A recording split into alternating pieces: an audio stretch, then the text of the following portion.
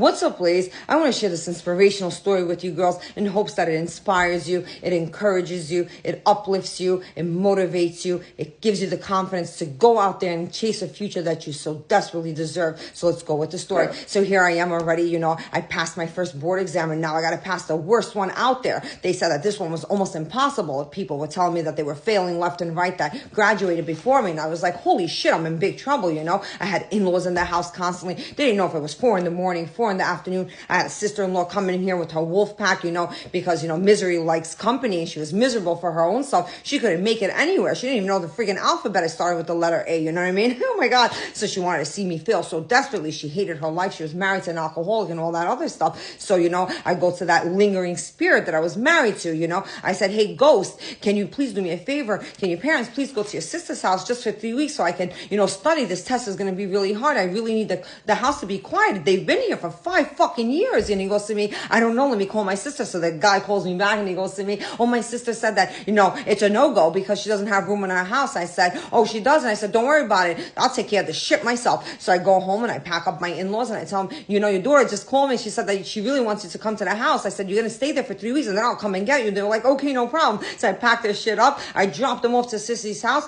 and I get the fuck out of there as fast as possible. I come home and I change the code to my door and I didn't even give it to my ex-husband. So every time he had to come home, he had to call me. Oh my God, there was arguments constantly in the house, but there was nothing that was going to defeat me or stop me because this is what they wanted to do. When there's a will, there's a way. You're unstoppable, baby. And I had my eye on the prize and there was no one that was going to take it away from me. So your girl was studying for 3 weeks. Oh my God. I go and I take this test. I take the test and I said, there's no way I passed this, but it is what it is. You know what I mean? I gave it my best shot. When I opened up the paper, I said, pass, baby. Let's get it. I got it. Here we go, you girls. It was time to get my license. I deserved it. I earned it. All those tears that my pillow sore. I woke up with them and I slept with those tears. I slept all over, public transportation. Your girl made it, So I call up my ex-husband. I FaceTime him and I said to him, beauty and brains is a fatal combination, baby. And he didn't like that. I graduated. I could tell you girls that because he knew that it was game over for him. With that said, you girls, I want you to listen to my stories, I want you to go out there and chase goals and I want you to chase degrees and stop chasing these men and always remember for every tear that you've shedded, every struggle that you've been through, all that pain that you're going to go through, all that battle and that heartbreak and the people that are going to let you down in the end result is that license.